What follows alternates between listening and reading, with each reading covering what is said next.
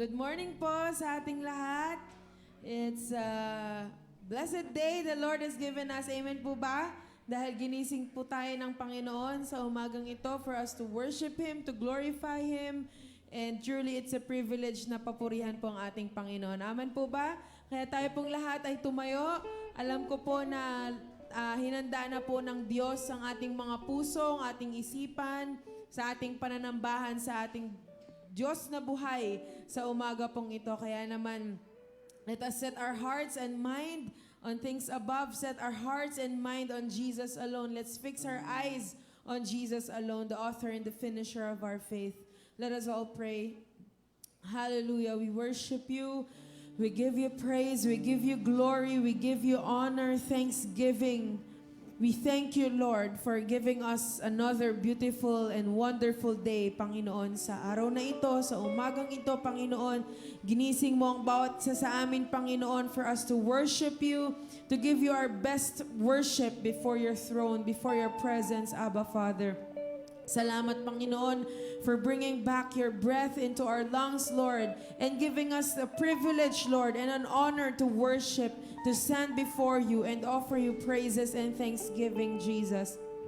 Salamat, O Diyos, sa biyaya mo rin, Panginoon, na sapat-sapat sa amin sa bawat araw, Panginoon, sa nagdaang taong 2025, Lord. You have been so good. You have shown your faithfulness. You have shown your goodness, Lord. You have shown your grace and your mercy to each and every one of us, O Diyos.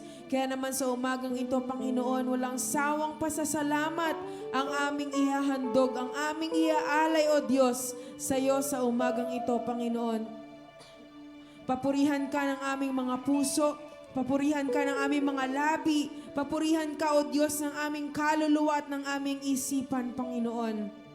We remove all kinds of distractions, of anxieties, of worries, O Lord, and we just set our eyes on you, Lord, the author and the finisher of our faith. We thank you, God. We thank you, Jesus. We thank you, Holy Spirit. And today, Lord, we will continue to declare, oh God, how grateful we are, how thankful we are, Lord, for the things that you have done for our lives. As we declare, blessed are you, our Lord, our God, King of the universe, who sanctified, cleansed, purified, washed us by your blood, by word, and by faith. Blessed are you, our Lord, our God, King of the universe, who called us forth in this place to worship you in one accord. Blessed are you, our Lord, our God, King of the universe, who anointed us, commanded us, blessed us to hear the sound of the shofar.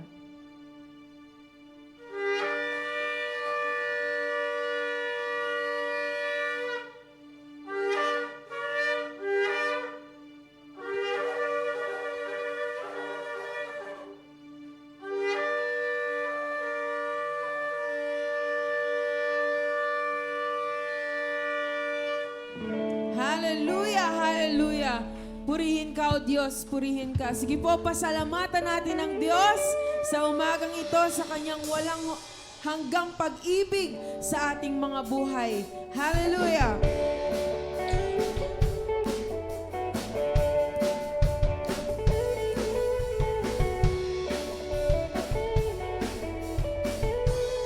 Salamat, O Diyos.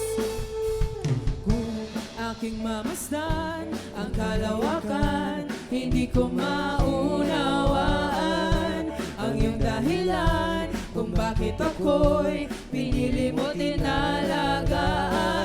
Di ko kayang isipin, hindi ko kayang sukatin ang pag-ibig mo, Jesus, na iyong binigay sa akin. We say salamat, salamat, salamat, O Jesus, sa pag-ibig mo. Walang ibang nagmahal sa akin ang katulad mo. Salamat, salamat, O Jesus, sa pag-ibig mo. Ako'y magsasaya sa piling mo. Minsan pa kung aking mamasdan, salamat, O Diyos. Kung aking mamasdan ang kalawakan, hindi ko maunawaan ang iyong dahilan kung bakit ako'y pinili mo tinala.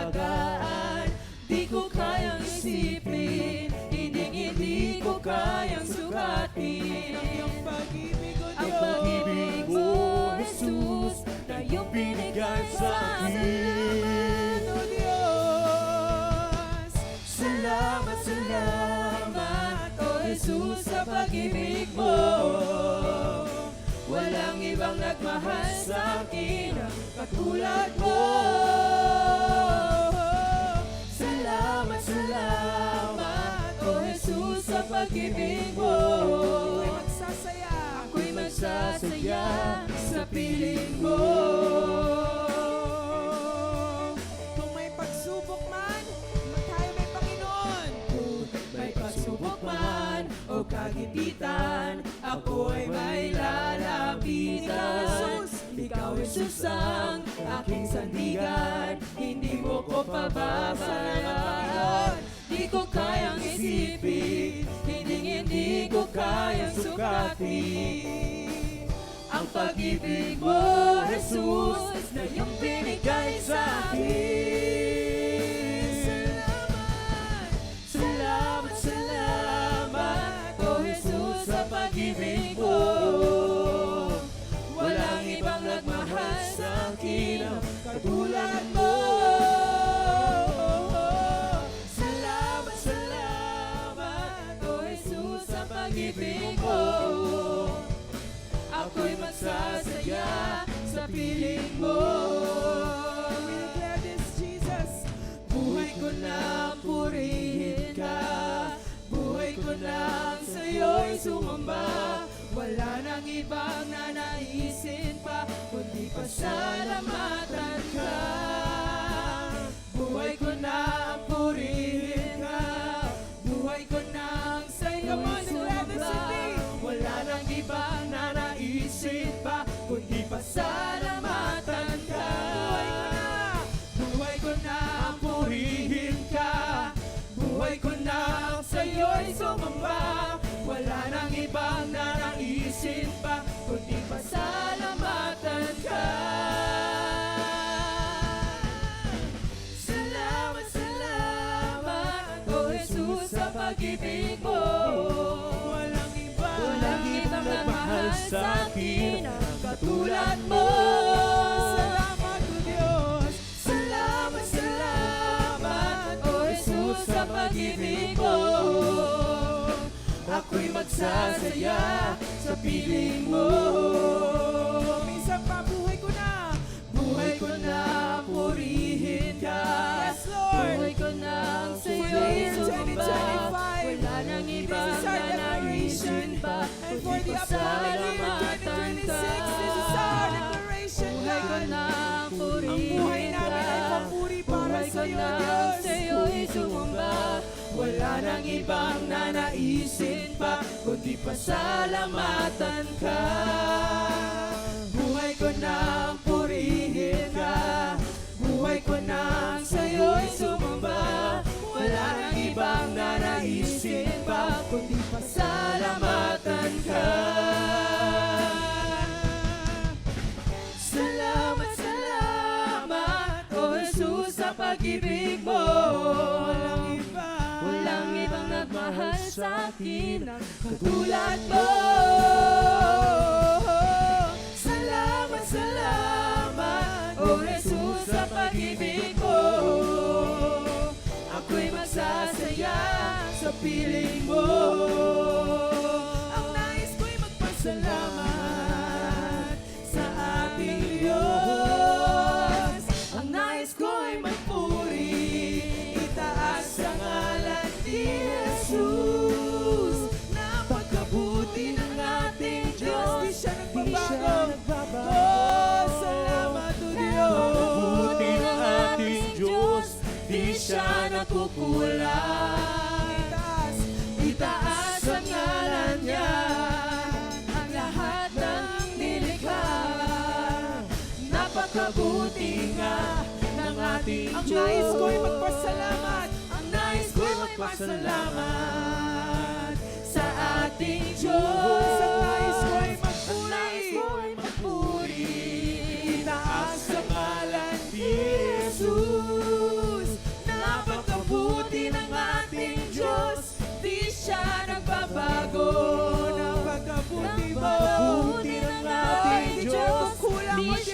nagpupulang. Salamat, Panginoon. Itaas ang ngalan niya, ang lahat ng nilikha.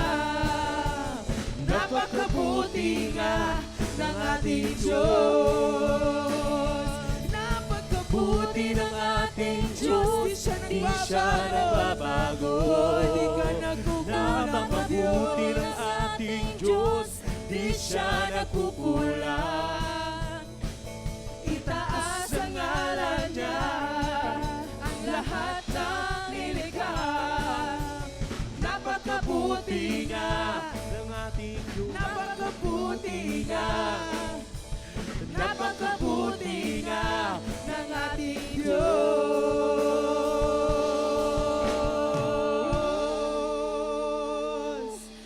Napakabuti mo, Diyos, sa aming mga buhay. For this year, 2025, Lord, you have shown your goodness, your faithfulness. You have shown, O God, kung gaano ka kadakila sa aming mga buhay, Panginoon.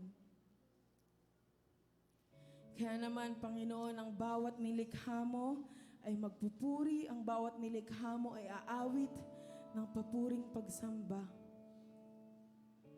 Dahil walang ibang Diyos na dakila, tapat at karapat-dapat, kung hindi ikaw lamang, Panginoon. In every situation in our lives, sa bawat oras, sa bawat araw ng aming mga buhay, Panginoon, ipinakita mo ang kabutihan mo, ipinakita mo ang pag-ibig mo, ipinakita mo ang katapatan mo, Diyos.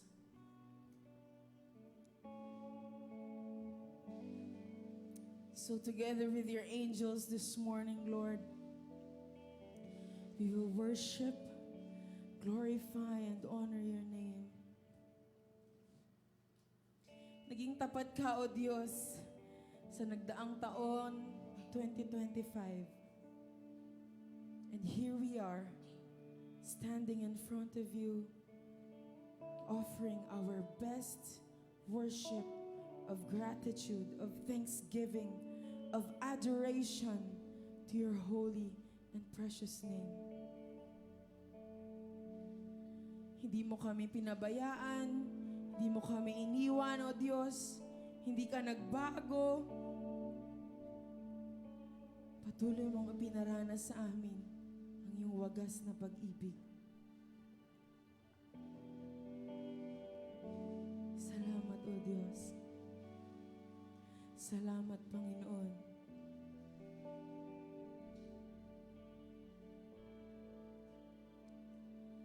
Bawat oras, walang hanggan, pagpupugay ang inaalay ng mga anghel at nilikha, isang tinig na malugod na pagsamba.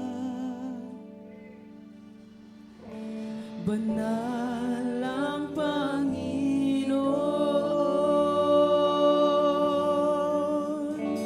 banal ang Panginoon.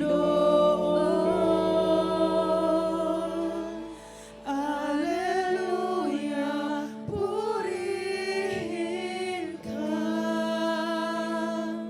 dakilang hari, luwalhatiin ka,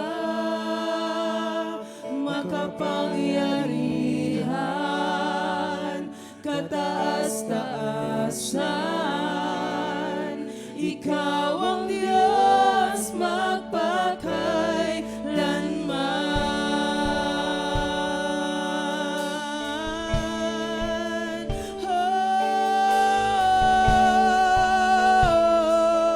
Ikaw ang Diyos, bawat oras, walang hanggan, pagpupugay ang inaalay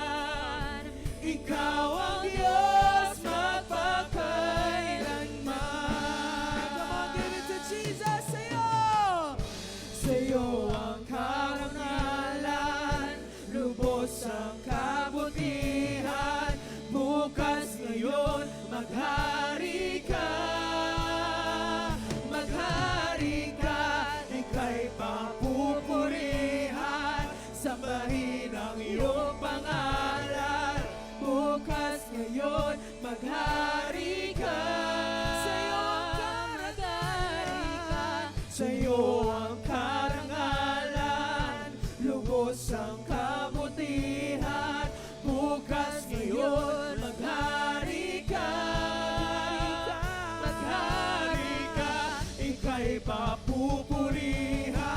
Sambahin ang iyong pangalan, bukas ngayon maghari ka. Hallelujah, purihin ka. Dakilang hari, luwalhatiin ka. Makapangyarihan, kataas-taasan, ikaw ang Diyos magpakailanman. Sa'yo ang karangalan, Come on, sing it. lubos ang Sa'yo lamang, O Diyos. Bukas, ngayon, at magpakailanman, ikaw ang Diyos na maghari, O Diyos. Ika'y papupurihan, sambahin ang iyong pangalan. Bukas ngayon, maghari ka. If the Lord has done good things in your life, come on, sing it. Sa'yo ang karangalan, lubos ang kabutihan. Bukas ngayon, maghari ka. If the Lord has healed and healed you, if the Lord has been faithful to you, if the Lord has provided all your needs, if the Lord has protected you, if the Lord has promoted you, declare that God will reign in our lives. Come on, declare this. Maghari ka, sa'yo ang karangalan, lubos ang kabutihan. Bukas ngayon, maghari ka. Maghari ka, ika'y papupurihan. Sambahin ang iyong pangalan. Bukas ngayon, maghari ka. Hallelujah, purihin ka. Dakilang hari, luwalhatiin ka.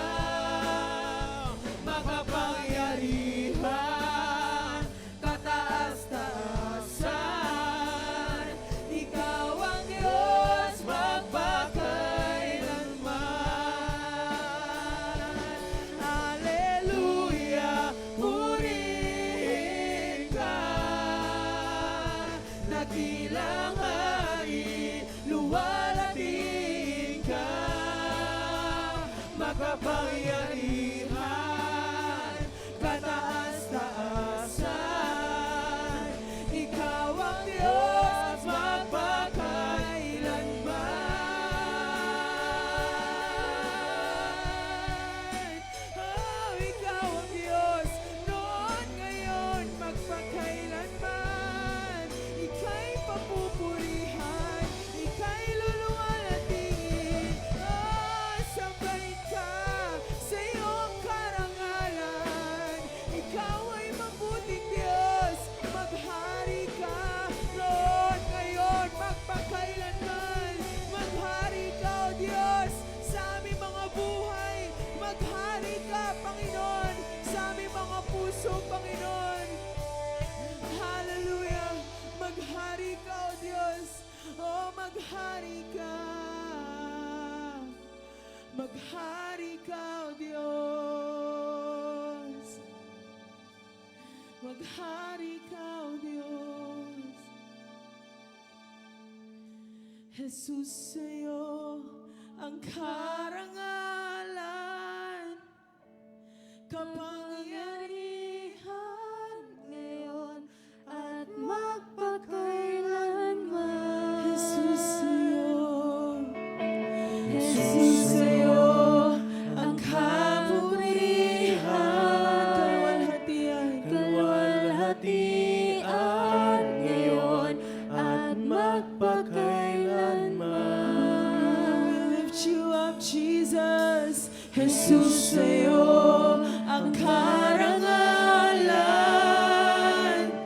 kapangyarihan ngayon at magpakailanman. Jesus, sa'yo ang kapurihan, kalwalhatian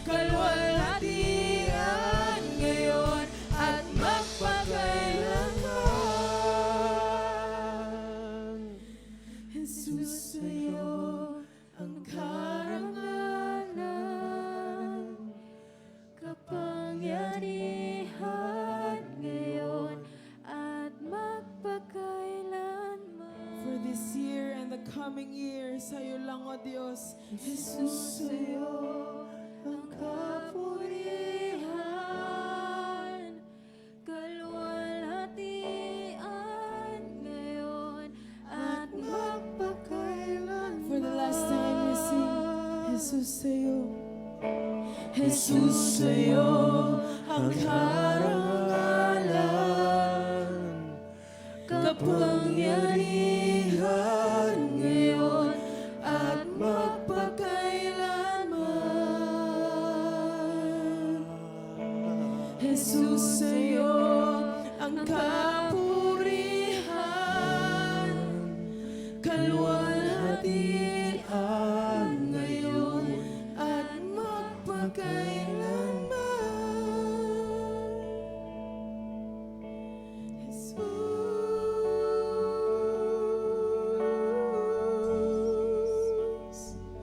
Oh, Jesus.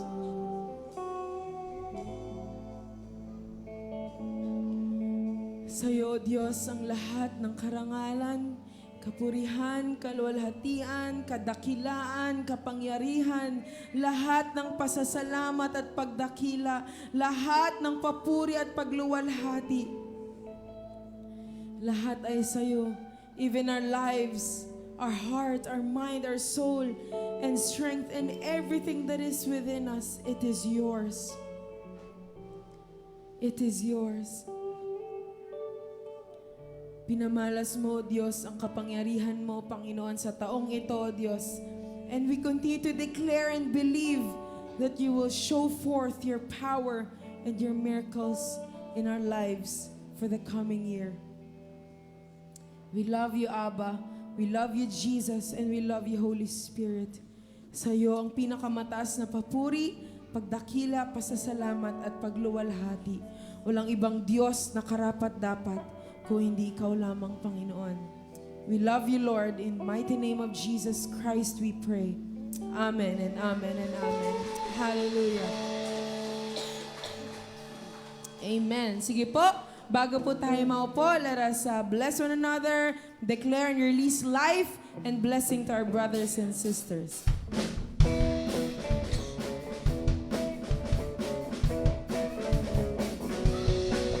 Sama-sama nagpupuri sa'yo, sama-sama umawit sa'yo. Dakilang Diyos, tunay na kay buti mo. Pag-ibig mo ay hindi nagbabago. Itataas ang ngalan mo, Panginoong Jesucristo.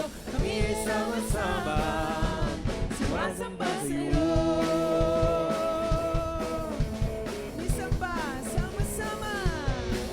Sama-sama nagpupuri sa'yo, sama-sama umawit sa'yo. Dakila Diyos, tunay na kay buti mo. Pag-ibig mo ay hindi nagbabago. Itataas ang ngalan mo, Panginoong Jesucristo. Kami ay sama-sama Sumasamba sa'yo. Sumasamba sa'yo. Sumasamba sa'yo. Sumasamba sa'yo. Amen. Makakaupo na po tayong lahat. Hello? Hello? Hello! Good morning po sa ating lahat. Good morning everyone. Shalom po. Napakabuti ng Diyos sa ating buhay ngayong araw na ito. Amen po ba? Amen. Sabihin mo sa katabi mo, mabuti na lang nandito ka. Amen. Happy Hanukkah po sa ating lahat. Truly that the joy of the Lord is in us. Amen. Naranasan po ba natin yon? Amen. Before po natin i-introduce yung ating speaker ngayon today, we want to acknowledge lang po, meron po tayong first time po na umattend dito. Pwede po bang tumayo? We want to acknowledge lang po. Sige po. Kung wala po, thank you Lord sa buhay ng bawat isa. Alam niyo po, before ko po introduce yung ating speaker ngayon, habang papunta po kasi kami ngayon, talagang napakabuti po ng Diyos sa buhay ng pamilya ko. Actually, napakaganda po ng mensahe kanina na napakinggan ko. Actually, this is the last Sunday of the month and last Sunday of the year of 2025. So, need po talaga natin na magkaroon ng life declaration na natutunan ko po kanina. Na we're going to cut off everything sa ating buhay and we must be submissive sa ating Panginoon. Amen po ba? Eh, natutunan ko po doon na meron po tayong dapat na gawin. Apat na araw po yung narinig ko kanina eh. Napakaganda po eh. We must return to our God. Apat na araw yung narinig ko. Matandaan ko. And then yung sumunod, repent. When we repent, ang pagkakaintindi ko sa repent is kasi return to God. Shub in Hebrew yun. Then, we receive the instruction ng ating Panginoon. Kung ano yung pinapagawa sa atin ng Diyos, go lang tayo. And napaka-importante, ma-restore yung ating connection. Dapat talaga, itong pinaka-the best na gawin natin this 2026, na ma-restore yung ating connection sa ating Panginoon. Huwag po nating isipin na hindi natin kaya. Wala po tayong hindi magagawa dahil sabi nga sa Biblia, di ba? I can do all things through Christ who is strengthening me. Amen? Eto na po. Ipapakilala na po natin ang ating teacher ngayon. Pag sinabi po natin good looking and handsome, alam na po natin yon, si Tatay Bemboy po yun. Hello po, Tay Bem. Pero ito pong speaker natin ngayon is good looking and handsome po talaga ito. Ako po personally, sa maiksing panahon na pagkakilala ko sa kanya, nakita ko po sa kanya, he was so devoted to study the Word of God. Grabe itong tao na to. Grabe po talagang pagkakilala ko sa kanya. And his boldness and eagerness to share the gospel, which is the word of truth. Amen po? Sige po, introduce na po natin ang ating teacher today, preacher. Salamat po, palakpakan po natin ang Panginoon sa buhay ni Brother Ervin Christian D. Lopez. Amen. And thank you po, Pastor Future Tatay Jerry. Okay lang ba? Dito ko na lang to. So, ayun. Good morning po sa ating lahat. Pagpasensyahan nyo na yung mata ko. Medyo magabo ba? Para pong may hangover, no? Pero di po ako uminom ng Christmas. May hangover po ako kasi galing po kami ng intercessory prayer kahapon sa Paranaque. So, filled ako ng spirit para akong lasing eh. Filled ako ng spirit. So, today, ang pag-aaralan po natin na talata is found in Hebrews chapter 12, verse 1 and 2. Sige po, paki-flash lang po yung natin. Hebrews chapter, nababasa po ba? Sige nga po, basahin po natin. 1, 2, 3, go. Therefore, we also, since we are surrounded by so great a cloud witnesses. Nilagyan ko po siya ng mga translation ng Greek word para pag-aralan po natin mamaya. Let us lay aside every weight and the sin which so easily snares us, and let us run with endurance the race that is set before us. Next verse, verse 2. Sige po, sabayan niyo po ako. 1, 2, 3, go. Looking unto Jesus, the author and finisher of our faith, who for the joy that was set before him endured the cross, despising the shame, and has sat down at the right hand of the throne of God. Tayo pong lahat ay manalangin. Ama namin sa langit, salamat Panginoon sa pagkakataon na ito na kami po ay nagkaroon ng fellowship. Today, Lord, we acknowledge your Spirit as our great teacher, Panginoon. Open our hearts, Panginoon. Open our eyes. Open our understanding to receive, O Lord, the power of your word that will bring transformation, Panginoon, sa aming po mga buhay. And Lord, we acknowledge today that your Spirit, O Lord, will remind us of your word. And today, O Lord, I exalt in Christ, Panginoon, sa preaching pong ito. Marami po salamat, O God. In this we pray in Jesus' name. Amen and Amen. Palakpakan po natin ang Panginoon.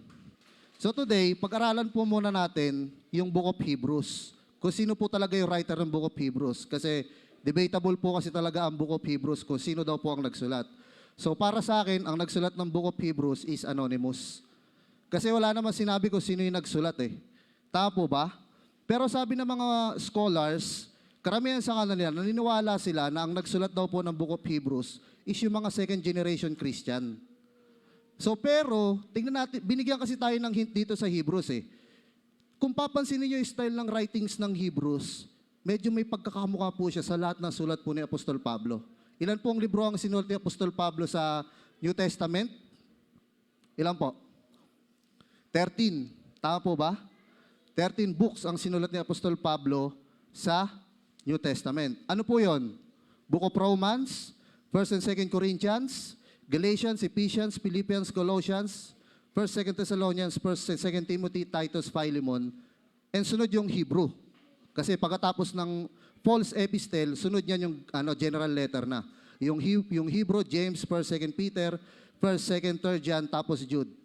So mapapansin natin, yung sinulat ni Apostol Pablo sa Bible is from Romans to Philemon, lagi siyang may sinusulat na, may the grace of God we be with you all. So pag tinignan niyo po yung last verse ng Hebrews chapter 13, sa last verse po nun, may nakasulat na, may the grace of God be with you all. Maliwanag? So para sa akin, kahit na sinasabi ng maraming scholars na ang nagsulat nito is ang second generation Christians, so para sa akin, ang nagsulat ng Book of Hebrews ay hindi natin maitutukoy kung sino talaga. Pero meron tayong hint na kung hindi si Apostol Pablo, maaring na disciple ni Apostol Pablo. Naunawaan po ba? So isinulat po to nung around 60 to 70 AD. Pag sinabing AD, hindi po siya after death. Ito po ay Anno Domini. Ibig sabihin, in the year of the Lord. Ibig sabihin, after the birth of Christ. So 60 years after the birth of Christ na isulat ang Book of Hebrews. Para saan po siya? Para dun po sa mga Christian na Hudyo.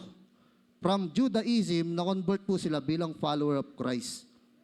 So ano yung dahilan ng writer ng Hebrew? Bakit niya isinulat yung Book of Hebrews? So ang dahilan po kasi niyan, nung unang panahon, nung 60 to 70 AD, bago magiba yung temple, ang nangyari, yung mga Roman authorities, sumobra na sila. Hinaharas nila yung mga Kristiyano. Amen? Hinaharas nila. Sabi nila, ibenta nyo yung mga property nyo. Sila po, dati silang Judaism, hindi naman sila hinaharas. Diba? Nakaranas sila ng spiritual bullying. Nakaranas po sila ng spiritual harassment. So, tignan nyo po, di ba sa school, may mga bata na kapag binuli, hindi na pumapasok sa eskwelahan. Nakarinig na po ba kayo ng ganon? Tama po ba? Ganon din po yung nangyari sa kanila. Dahil nakaranas sila ng spiritual bullying, ayaw na nilang magpatuloy sa paglilingkod nila sa Diyos. Ayaw na nilang magpatuloy para maglingkod kay Christ. So naintindihan po natin, no? Kung ano yung naging problema. Bakit na isulat yung Book of Hebrews. At pinatunayan po yan sa Hebrews chapter 2 verse 1. Pwede mo paki-flash. Tingnan po natin yung problema rito eh. Hebrews chapter 2 verse 1. Sabi ron, you are drifting away from the truth. Hebrews chapter 2 verse 1 po, chapter 2. So ganito po yun. Sabi nun, you are drifting away from truth. Sabi ng Bible, in chapter 2 ng Hebrews, yung mga disipulo daw po, yung mga follower ni Christ na Judaism, unti-unti daw po silang nalalayo sa katotohanan. Ikaw, binubuli ka. Siyempre, hindi ka napapasok sa school. Iiwas ka na eh. Natatakot ka ng mabuli. Sila, dahil nakaranas spiritual bullying ng Roman Empire, ng Greco-Roman world, kasi na-culturize na sila eh. Kailangan sumunod sila sa rules and regulations. So ang nangyari, binubuli sila. Ang response nila is tumigil na. Hindi na maglingkod. Kasi nakaramdam sila ng patig. Amen? So, diniscuss dito na sa ginagawa nila, unti-unti silang nalalayo sa katotohanan. Tapos pag binanggit ng verse 3, pinapabayaan o kinakalimutan na nila yung dakilang kaligtasang tinanggap nila. Pag binasa natin ng Hebrews chapter 1, Christ is the language of God. Di ba? Nung unang panahon, nag-speak ang God through prophet, di ba? Sa ating mga ninuno. Ngayon, last days, nag-speak ang God sa pamamagitan ni Christ. So, Christ is the language of God in the New Testament. Amen? Maliwanag po ba? At ang sabi ng writers sa mga nakakaranas ng patig, ng mga Christian na gustong bumalik sa dati nilang relihiyon, ang sabi ng Bible sa kanila, ba't kayo titigil? Unti-unti na kayo nalalayo sa katotohanan. Unti-unti nun niyang kinakalimutan yung kaligtasang binigay sa inyo ng Diyos. Pag binasa natin Hebrews chapter 1 verse 3, yung kaligtasang natamo natin is purification for sins and assurance of our resurrection. Ibig sabihin, kinalimutan nila na sila ay pinatawad sa lahat ng kasalanan nila. Past, present, and future, kinalimutan nila. Ibig sabihin, ayaw nilang tanggapin yung ginawa ni Christ dahil nakaranas lang sila ng spiritual bullying, ng harassment. Ayaw nila magpatuloy. So ngayon 2025, alam ko po mga kapatid na napakadami natin pinagdaan ng difficulties in life. Amen? Sino rito sasabihin niya, hindi ako nakaranas ng problema ngayong taon? Wala. So ibig sabihin, lahat tayo nakaranas ng difficulties in life ngayon 2025. And ngayon 2025, nais ituro ng Diyos bago matapos ang taon, may mga bagay tayo na kailangang bitawan. May mga bagay tayo na kailangang iwasan. At ngayon 2025, may mga bagay o tao tayo na hindi na dapat balikan. Bakit? Kasi sila yung magiging hadlang sa ating paglilingkod. Kaya ang title po ng pag-aaralan natin ngayon is Run the Race. Run the Race. Maliwanag po ba yung explanation? So title po ng pag-aaralan natin ngayon is Run the Race. Pag-aralan po natin, balik po tayo sa Hebrews chapter 12 verse 1. Ang sabi diyan, pwede po pakilaki yan. Hebrews, therefore, ulit po ba? Yan. Sige po, basahin po natin. Therefore, we also, since we are surrounded by so great cloud of witnesses, let us lay aside every weight and the sin which so easily snares us, and let us run with endurance the race. So, pag-aralan po muna natin yung word na race. Ang word na race sa original translation is agon. Yung agon is a picture of big dome. Noong unang panahon, ginamit, di ba? Sabi ko nga po sa inyo, noong unang panahon, yung mga Israelites is colonized po sila ng Greco-Roman Empire. Sabihin, na-adapt nila yung culture ng Romans tsaka ng Greece. So, yung nagmula po yung Olympic, di ba, sa Greece. Tama po ba ako? Nagmula po ang Olympic, nag-originate yan sa Athens, sa capital ng Greece. So sabi diyan, yung agon na tinatawag, kung ikaw ay Kristiyano nung panahon na yan, nung sinulat yan, alam mo na ibig sabihin yan. Ang ibig sabihin ng word na agon is competition. Tandaan niyo po ibig sabihin ng word na agon is competition. Imagine niyo po yung napakalaking stadium. Kaya Bray, pwede pong maipakita yung picture. Imaginin mo, kita niyo po ba? Yan po yung picture ng agon. Ibig sabihin, tayo po ay nasa loob ng isang malaking dome, nasa malaking stadium, at ikaw po yung nasa gitna. At pinapanood ka ng mga tao sa gitna. Sabi diyan, let us run the race. Sige po, balik po tayo dun yan. Sabi diyan, yung race, yan po yung root word ng word na agony. Ibig sabihin ng word na agony, ibig sabihin nun, intense pain in mind, psychological, di ba? And in body. So ibig sabihin, as long natatahakin natin yung race na yon, hindi siya madali. Makakaranas ka ng intense pain in mind and in your body. So hindi siya madali. Sinasabi diya kasi ang word na agon, dito nagmula ang word na agony, dito rin po kinuha yung word na oncology. Kaya di po ako doktor, nabasa ko lang din po ito, no? Nagbabasa ako libro eh. Yung oncology po, the study of tumor. Di ba? Di ba yung karakter ng tumor, di ba ano po siya? Lumalaki. Di ba? Unti-unti po siya lumalaki. Ganun po yung idea ng agon. Tapos, ang sabi rito, that is set before us. So, ibig sabihin, every people, ibig sabihin, ako, yung race na meron ako, hindi pwedeng magkaparehas kami ng race ni Kuya Brian. Tama po ba? Each one of us, meron po tayong different course of life. Hindi pwedeng parehas tayo ng challenges. Hindi pwedeng parehas tayo ng path. Iba ka, iba ako.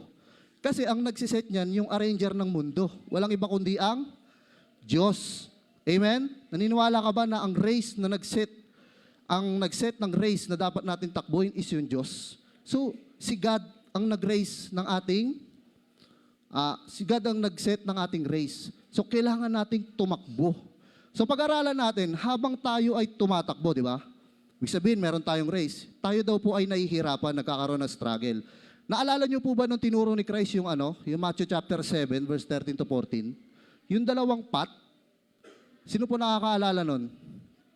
Matthew chapter 7, verse 13 to 14. Yung isang path is maluwag. Yung isang path naman is narrow, masikip. Dito maraming nagtatanong sa akin. Sabi niya, bakit kaya yung mga unbeliever, hindi naman nagsisimba yun tuwing linggo eh. Hindi naman nagbabasa ng Biblia yun eh. Hindi rin marunong mag-pray yun. Pero bakit ang yaman niya? Na-enjoy niya yung mundo. Nabibili niya yung gusto niya, nakakapag-travel siya kung saan bansa. Di ba, nakakain mo yung gusto mo. May nagtanong sa akin ng gano'n, tapos napaisip ako na, binigay sa akin nila yung Matthew chapter 7, verse 13. Yun pala yung wide path na tinatawag. Ang ibig sabihin pala nun is enjoy now, suffer later. Kasi yung dulo ng wide path na yon is kapahamakan, distraction. So ibig sabihin, kung gusto mo maging heaven ang buhay mo sa future, ang pagdadaanan mo rito sa lupa ay hell. Alam niyo po ba totoo yan? Matthew chapter 7 verse 14, ang sabi doon yung narrow gate na tinatawag.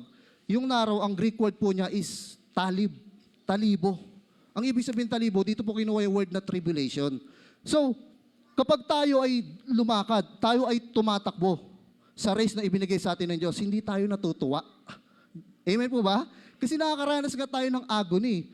And sa race na yon, doon natin nakikita yung suffering. Ano gusto niyo? Suffer now, enjoy later. Or enjoy now, suffer later. Sige po. Anong gusto niyo po? Suffer now? Oh. Siyempre, mas gusto ko na mauna sa akin yung Gusto ko na mauna sa akin na mag-suffer muna ako ngayon. Kasi yung word na narrow is tilebo, ibig sabihin nun is tribulation. Dadanas ka ng napakaraming tribulation. Sino ito gusto mapunta na langit? Taas kamay. Meron po ba? Yung race po na tinatawag, ginamit ni Apostol Pablo bilang journey. Diba? Metaphor ng journey natin. Ibig sabihin marathon. Hindi siya pabilisan. Ito po ay patibayan. Ibig sabihin, sa isang race, matira ang matibay dito. Sino rito gusto pumunta uli ng langit? Kung sa marathon, gusto mo, ikaw yung pinakamabilis. O sino naman dito gusto mauna sa langit? Maraming tao gusto pumunta sa langit. Amen? Tanong, sino gusto mauna ngayon? Wala, di ba? Kasi meron pa tayong tatakbuhin. Amen? So, ipinapaliwanag lang ni Apostol Pablo na kahit na napakahirap ng pagdadaanan natin in the long run, sabi niya, is merong buhay. Ibig sabihin, merong heaven, merong enjoy later. Amen? At sinabi ng Luke chapter 13 verse 24, si Christ mismo nagsabi, sa bibig mismo ni Christ nang galing to, strive the narrow gate. Alam niyo ibig sabihin ng strive? Yung root word po ng strive sa Greek word is agon. Ano po ibig sabihin ng agon? Competition. Ang sabi ni Christ, makipag-compete ka, pumasok ka doon sa napakakipot na daanan. Kasi yun yung buhay eh. Amen?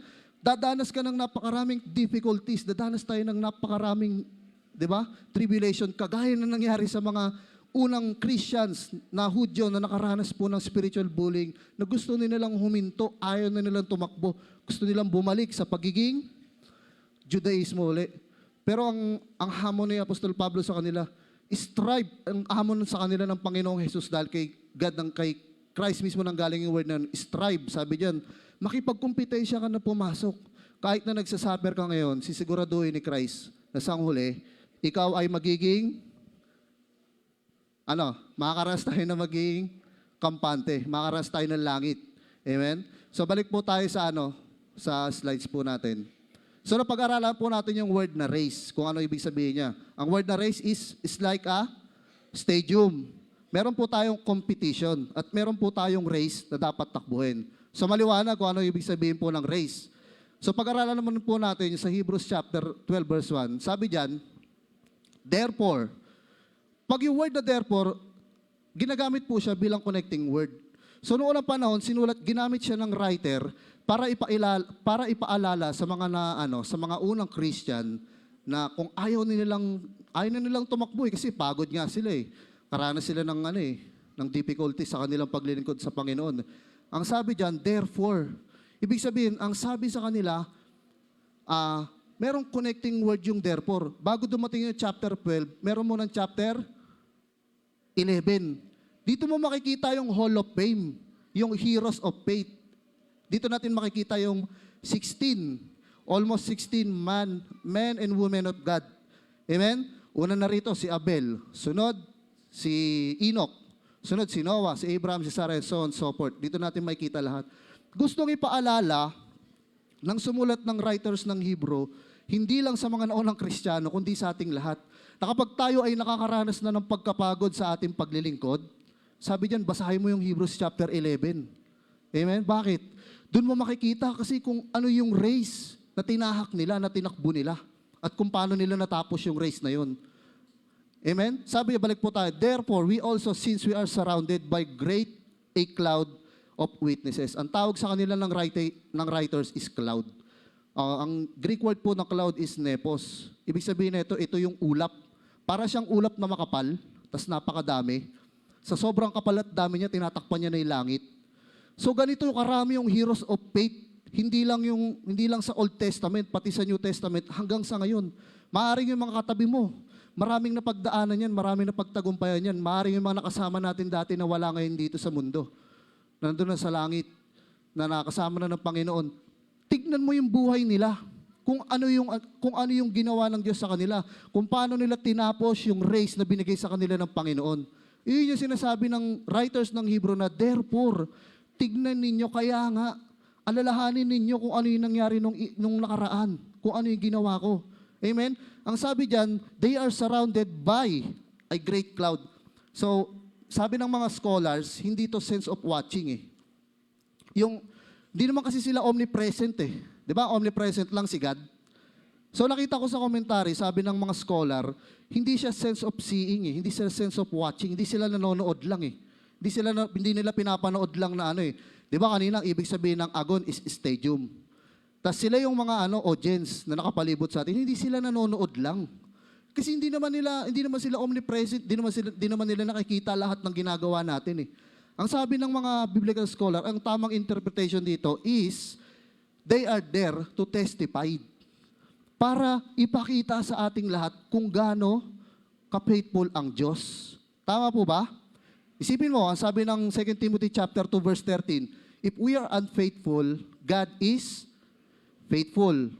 Titus chapter 1, 2, Hebrews 6:18, Numbers 23:19. Kasi ang Diyos di marunong magsinungaling. Bakit? Ang Diyos ay faithful kasi He cannot deny Himself. Tama po ba? Kung ang Diyos ay tapat, baliktarin niyo yung tapat na word. Ano po? Tapat pa rin eh. Kasi ang Diyos lang ang tapat. So yung Diyos na naging tapat, nung Hebrews chapter 11, na nakaranas ng katapatan ng Diyos, di ba? Dahil sa race na tinakbo nila, yun din yung Diyos na tapat, na tutulong sa atin upang matapos natin yung takbuhin natin ngayon sa ating paglilingkod. Amen? So, balik tayo dyan. Sabi dyan, we are surrounded by a great cloud of witnesses. Let us lay aside every ogkos. So, yung ogkos na sinasabi dyan, yung weight. Alam niyo yung nung unang panahon, yung mga atleta sa mga marathon, tinatanggal nila yung yung mga damit nila. Tingin nyo bakit? Isipin mo mag-marathon po tayo, kahit 10 kilometer lang. Kuya Dong, di ba, sundalo ka? Yung bandolier na sundalo, ilang kilo po? 50. Kita ko, 50 kilos yung lang bandolier eh. Subukan po kaya natin, takbo tayo ng 10 kilometer. Sino kaya una sa ating lalabas ang dila? Sa pagod. Mapapagod ka, tama po ba kayo Dong? Kasi bit mo mabigat eh. Let us lay aside. Nung unang panahon, sa Athens, nung mga tumatakbo sa Olympian, tinatanggal nila lahat ng mabibigat. Ibig sabihin, sabi nga ron, yung damit daw nila, almost naked na. Kasi talagang tinatanggal nila lahat ng mabibigat. Pati yung mga excess fat, halimbawa ako, malaki tiyan, konti lang. Tinatanggal nila yan. Kasi makakadagdag bigat yan para matapos nila yung dagdag bigat. Tinatanggal nila yung bigat para matapos nila yung race. Tatanggalin nila yung taba nila. So yung idea na yan, yung word na ogkos, o ito yung weight, kung titignan natin, hindi naman siya kasalanan eh. Tama po ba? Sinabi diyan, no? Hindi naman siya kasalanan, pero ito yung mga bagay na pumipigil sa'yo para maglingkod ka sa Panginoon. Kaya ikaw ay na-stagnant na sa paglilingkod mo. Para kang bonsai na halaman, na natili ka na lang maliit, hindi ka na lumaki. Tama po ba? Nananatili ka dyan kasi may mga bagay ka na hindi iwanan.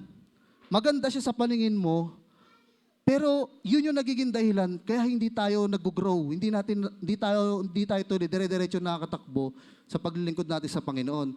So bigyan natin ng biblical example yan sa Luke chapter 10 verse 38 to 42. Kilala niyo po si Martha? Si Martha, tsaka si Mary. Basahin po natin Luke chapter 13. Luke chapter 10 verse 38 to 42. Yung di ba nung pumunta si Christ sa bahay nila, ano pong ginawa ni Martha? Basahin po natin. And Jesus and his disciple were on their way. He came to a village where a woman named Martha opened her home to him. She had a sister called Mary, who sat at the Lord's feet, listening to what he said. So dito natin makikita yung anong ginawa ni Martha nung nandun si Christ? Si Mary, ang sabi ng Bible, umupo daw para makinig kay Christ. Pero si Martha, anong ginagawa po niya? Aligaga. Pag binasa mo yung verse 14, distracted. Yung distracted na word dyan, ang ibig sabihin niya sa Greek word, you are drawn away in different direction. Alam niyo po yung tug of war?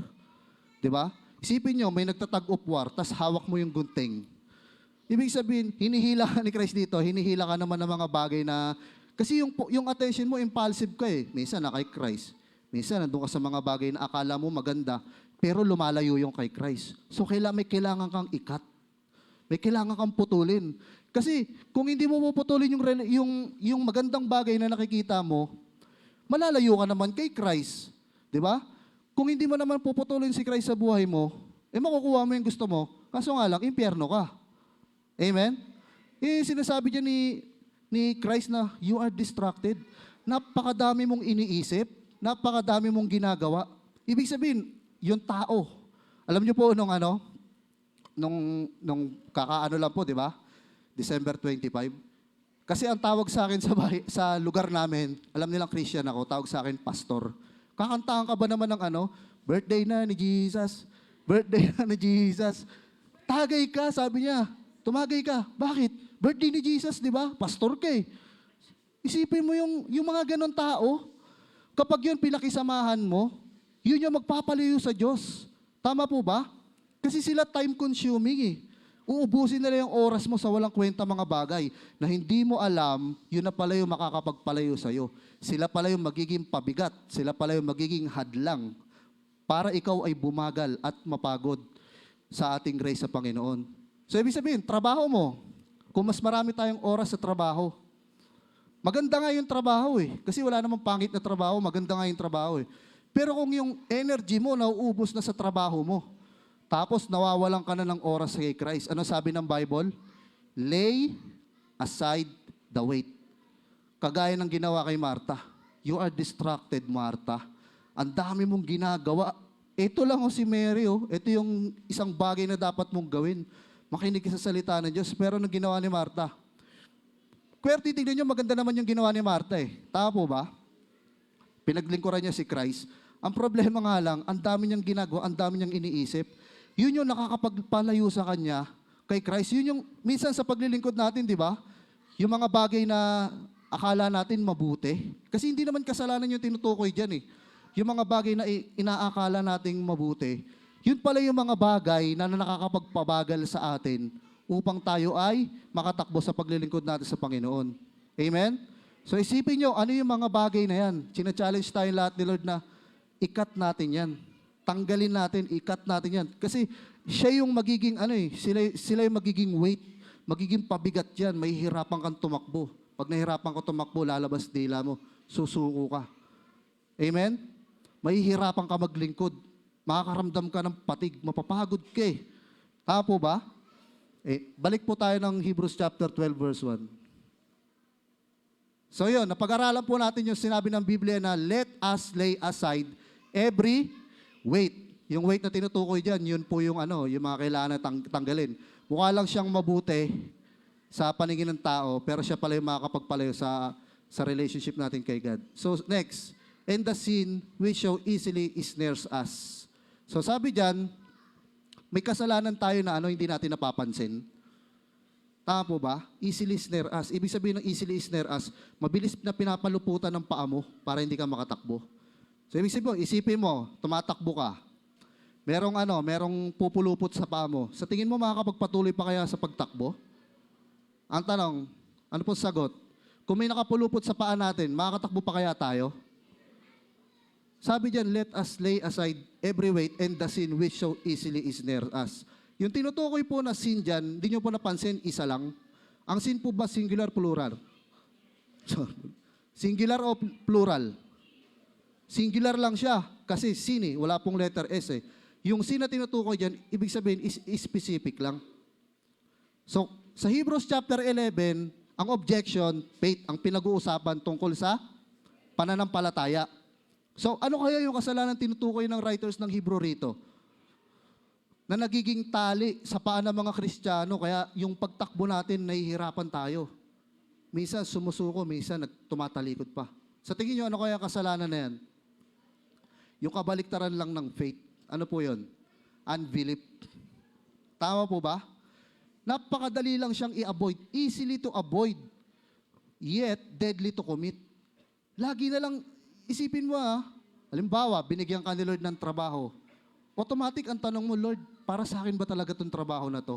Doon pa lang sablay ka na eh. Alam mo kung bakit? Nag-doubt ka na kaagad. May unbelief ka na kaagad. Kaya nga easily to avoid lang siya kung titignan natin eh. So, bigyan natin ng biblical example. Deuteronomy chapter 1 verse 2. Yung journey ng Israelita, di ba ilang taon po silang naglakbay sa wilderness? Ilan po? 50? 52? 40. Paano po ba? 40 years? 40 years po silang naglakbay sa wilderness. Pero alam niyo po ba dapat from the Mount of Sinai to the Kadesh Barnea is 11 days lang? But because of unbelief, dahil sa unbelief nila, hindi sila nagtiwa. Ibig sabihin kasi ng faith, you choose to trust in God. Yun ang ibig sabihin ng faith. You choose to trust in God. Yung unbelief naman, you refuse to trust in God. Ibig sabihin, hindi ka nagtiwala sa Diyos. So ganito po yung senaryo. Nung nandun po sila sa wilderness, di ba nagsimula po sila sa Mount Sinai. Papunta po sila ng Promised Land. So habang tinatahak nila yung wilderness hanggang Kadesh Barnea, inabot po sila ng 40 years. Dapat yun, 11 days lang. Ayan po, basahin natin. Deuteronomy chapter 1 verse 2. Sige po, basahin natin. 1, 2, 3, go. Ano po yan? NIV? New King James po. Okay lang. Ayan. New King James na po yan. Ayan. It is 11. Sige po, basa. 1, 2, 3, go. From the way of Mount Sinai to Kadesh Barnea. Sabihin mo 11 days lang because of unbelief. Kaya sila yung sila yung sinabihan ng writers ng Hebrews sa Hebrews chapter 3. Pwede po paki-flash ko, Bray. Hebrews chapter 3 verse 19. Alam niyo po ba ano nangyari sa mga sa mga nagrebelde? Kasi isipin mo, pinakitaan na sila ng miracle. Nilabas sila sa Egypt. Hinati yung dagat. Nagkaroon pa rin ng unbelief. Tama po ba? Ano pa yung sumunod? Nasa disyerto sila, binigyan sila ng pagkain, ng mana. Nagkaroon pa rin sila ng unbelief. So sabi ng Diyos, sige, ganito yung ginawa ng Diyos. Dahil sa unbelief ninyo, tumagal sila ng 40 years. Alam niyo kung bakit? Hinintay muna mamatay ng Diyos yung mga nagrebelde. Kasi tatanda yun eh. Lahat yun mamamatay. Ibig sabihin yung bagong generation lang yung makakapasok ng Promised Land. Tama po ba? Because of unbelief, napakasimple lang. Tama po ba? Yung tinutukoy ng writers ng Hebrew, because of unbelief, you refuse to trust in God. Minsan kasi pag nasa journey na tayo ng pananampalataya natin, di ba? Lord, ito ba talaga yung race ko? Minsan nagda-doubt na tayo, minsan may unbelief na tayo eh. Diba? Minsan, we refuse to trust in God. Tama po ba? Kasi minsan, yung race na tinatahak natin, minsan, sariling lakas na lang natin yun. Kaya tayo napapagod, nagkakaroon tayo ng spiritual fatigue. Amen?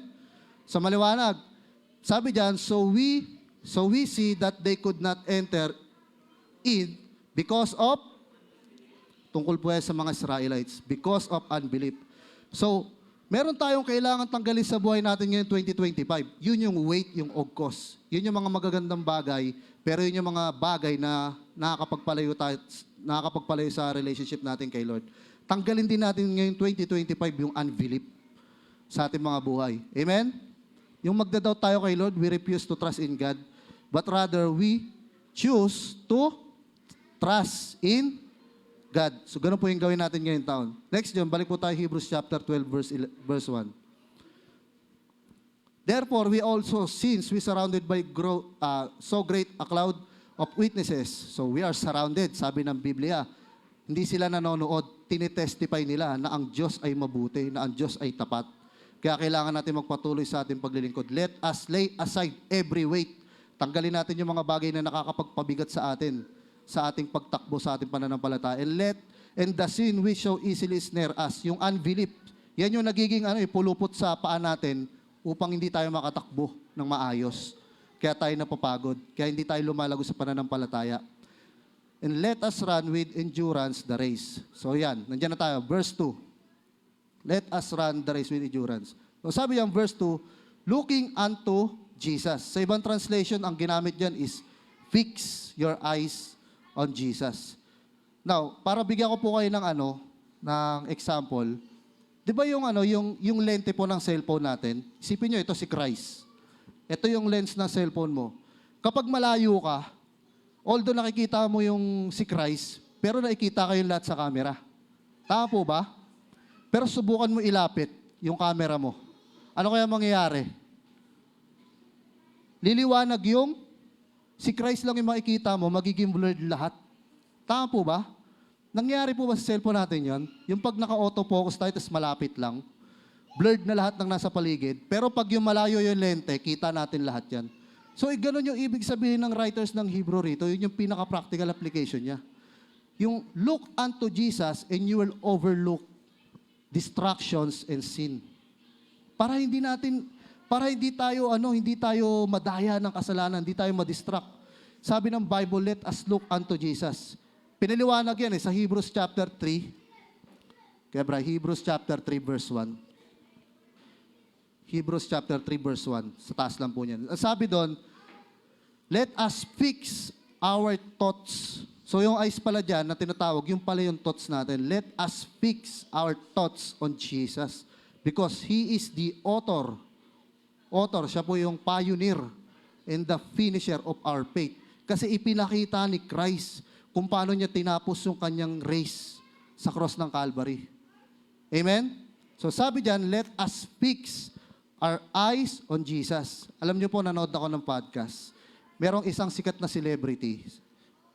Sabi niya, ito yung sinabi niya, gusto daw niya maging atheist, pero wag lang tanggalin yung Pasko. So kung ako nandun ako, baka, sorry sa word baka pinukpok ko ng mic yun. Alam niyo kung bakit? Gusto mo maging atheist, tapos ayaw mo mawala yung Pasko. Kasi ano bang meron sa Pasko? Kalayawan, di ba? Nandun kasi yung inuman Tama po ba? Nandun yung kalayawan Sabi niya, dapat mabuborn again na daw siya noong 2008. Alam niyo po kung bakit? Kasi sobrang amazed siya sa pastor na napapakinggan niya. Ang galing daw magsalita. Pag binuksan mo, kala mo from Genesis to Revelation, kabisado Pero dahil sa nakita niyang isang pagkakamali lang, yung pastor niya na yon, binilan ng church ng Fortuner. Tapos tinangay yung pera ng simbahan. So dahil umalis yung pastor, ano nangyari sa kanya? Umalis na rin siya. Kasi hindi naman siya nakatingin kay Jesus. Saan siya nakatingin? Sa pastor So nung umalis, yung pastor na magaling, na sinasabi niya, na nagtangay daw ng Fortuner at itinangay yung pera ng simbahan, umalis na rin siya. Pinapaliwanag niya sa podcast daw, kaya ayaw niya maging Christian. Kasi yung tinuturo daw ng Christian, maging mapagbigay. Yung pala, yung mapagbigay pala yun, yung pera mo, gawin natin pera ko. Yung pala ibig sabihin nun. Yung pala yung ginawa nung ano. Tapos ang sabi niya, basta atheist ako. Sabi niya, ayoko lang mawala yung Pasko. Yun yung sinasabi niya. Kaya sabi niya, let us fix our eyes on Jesus. Alam niyo mga kapatid, kung ako babantayan niyo yung buhay ko, baka matisod kayo. Amen? Kasi ang nature ko, tao eh. Anong nature ng aso? Tumahol? Tama po ba? Hindi naman nagmamayaw yung aso eh. Tama po ba? Ang nature ng tao ng aso is, tumahol. Ang nature ko is, ano nature ng tao po? Makasalanan. So, ibig sabihin, nagkakasala pa rin ako kasi di naman ako perfect eh. Kung babantayan ko yung buhay ni Ma'am Les, baka tama ba ma'am? Baka magkatisuran pa kami pag nakita namin na, di ba? Buti na lang, submissive yung ano. Joke lang. Buti na lang, mabait si Alvin, di ba? Mabait din si Ma'am Les. So, perfect ano. Tapos yun yung ibig sabihin ng sinasabi ng let us fix. Yung thoughts mo, ibigay mo lang kay Christ. Because sabi dyan, He is the apostle and the high priest whom we confess. Ang ibig sabihin ng apostle is to govern. Ang ibig sabihin ng priest, high priest, is guarantor. Ibig sabihin, nung si Christ, siya yung author ng ating pananampalataya, siya yung nagpasimula ng pananampalataya natin. Mula umpisa hanggang matapos natin yung race, binibigyan ka ng guarantee ni Christ na hindi ka niya iiwanan. Sa pagkakataon na ikaw ay mapagod, sa pagkakataon na ikaw ay madapa, basta tumakbo ka lang. Yun yung guarantee na He is your apostle. He will govern our lives. Bibigyan niya tayo ng kailangan natin. Eh, yung ginagawa ng gobyerno, di ba? Yung totoong gobyerno. Ibinibigay nila yung pangangailangan ng tao. Kasi yung gobyerno ngayon baliktad. Kinukuha nila yung para sa tao. So, sabi dyan, let us fix our thoughts on Jesus. Yung isip natin, He is our apostle. He will govern our lives. Bibigyan niya tayo ng lahat ng kailangan natin as long na tayo ay tumatakbo sa race na binigay ng Father sa atin. Yung ating high priest, sinisigurado ni Jesus na siya ang naglagay sa'yo sa pananampalataya na yan. Siya ang naglagay sa'yo sa competition na yan. Sisiguraduhin niyang matatapos mo yan. Kasi siya na mismo yung nagbigay ng ng example eh. Amen? So sabi ng Biblia, let us fix our eyes on Jesus. Bakit kaya si Jesus yung ginamit? Di ba sa Hebrews 11, ang daming heroes of faith? Tama po ba? Kahit ngayon, napakaraming generals of faith eh. Di ba? May 4-star general of faith. Dami. Pero bakit kaya si Christ yung ginamit na example dito? Kasi dito natin makikita yung 3 E.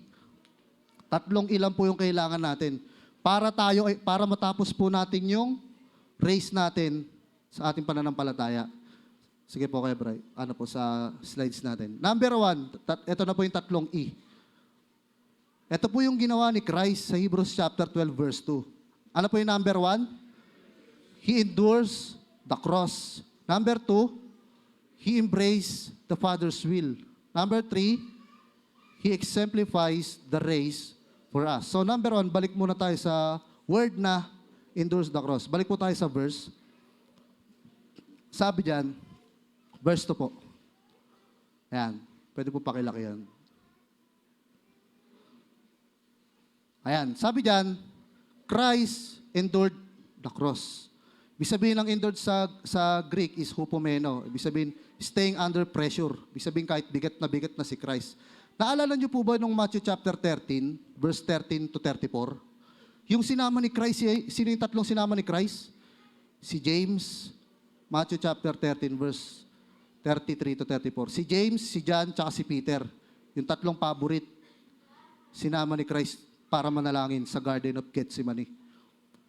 Sige po, verse 33. 33 lang muna kayo, Bray. Ayan. Pwede po ba sabay-sabay natin? Hindi Matthew, Mark pala. Mark, verse 13, verse 30 to 34. Ayan. Pwede po bang basahin natin? 1, 2, 3, go. Be on guard. You do not know when the time will come. Verse 34.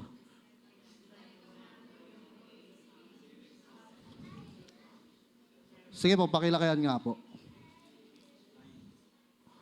Ano po?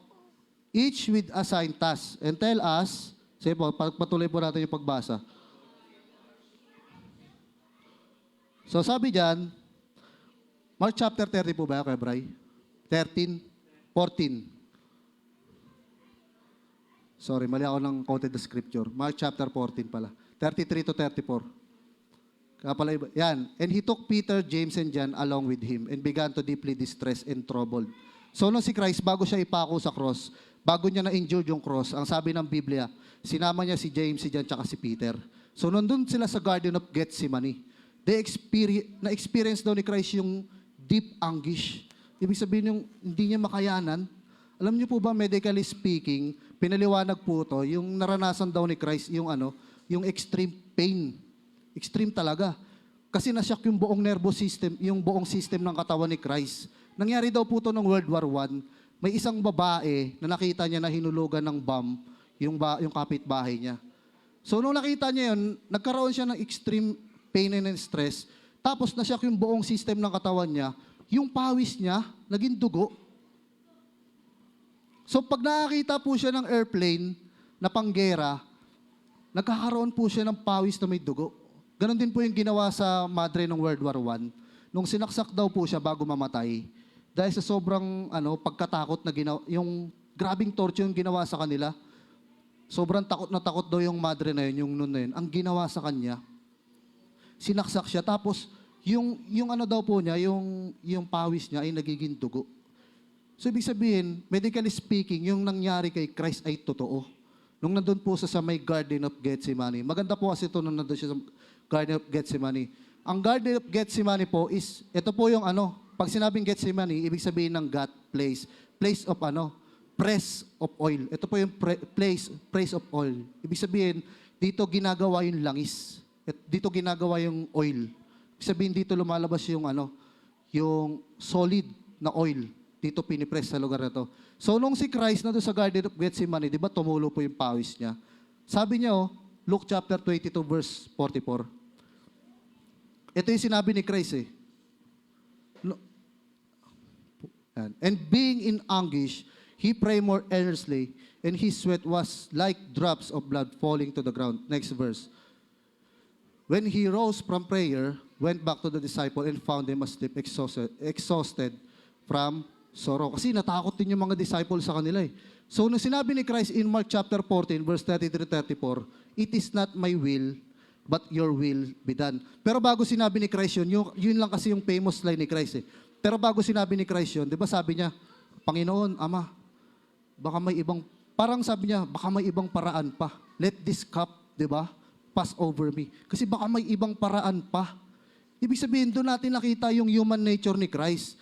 Na kapag ikaw, na yung tao talaga, kapag nakakaranas ka ng deep anguish, talagang, talagang lumalabas yung human nature mo. Hindi naman niya sinawa yung will ni Father. Nakaramdam lang talaga siya ng matinding pagkatakot. Kasi nga lumabas yung dugo sa humalo yung dugo sa pawis niya eh. So nung panahon na yon, hindi talaga may endure ni Christ yung cross sa pamamagitan ng sarili niyang strength. So ano po ibig sabihin kanina ng Garden of Gethsemane? Ito po yung place na dito pinipress yung oil. Amen? So ang oil symbolizes the Holy Spirit. Tama po ba? Isaiah chapter 44 verse 3, Joel 2:28, sa Zechariah chapter 12 verse 10. Ang ibig sabihin ng oil is spirit. Tama po ba? So nung si Christ ay pinipiga, di ba? Tama eh. Nandun siya, nananalangin siya eh. Pinipiga si Christ, tinatanggal sa kanya yung human strength. Nagiging powerless si Christ. Tama po ba? And doon po, nagkaroon ng katuparan yung sinabi ng Biblia na I will pour out my spirit upon all flesh. Alam niyo po kung bakit nakayanan ni Christ yung cross? He endured the cross. Basahin natin, Hebrews chapter 9 verse 27, because of the Holy Spirit. So nung time na yon, nung tinanggal ng Diyos yung human strength ni Christ, nagkaroon na siya ng anointing to endure the cross. Kasi hindi niya talaga kakayanin yung cross. Kung siya lang, sa human nature niya, hindi niya kakayanin yung cross. Kaya nga nag-request siya baka Lord, sabi niya, di ba, baka may ibang paraan pa para, matupad yung kalooban mo sa ibang paraan. Pero not my will, but your will be done. Sabi niya, just as a man is destined, verse 14, kaya Bray pala. Ayan, pwede po pakilaki yan? 14, ayan. How much more then will the blood of Christ, pansinin niyo po yung who, through the eternal Spirit. So, ibig sabihin yung tumulong kay Christ para ma-endure niya yung cross. Sino pa yung binabanggit dyan?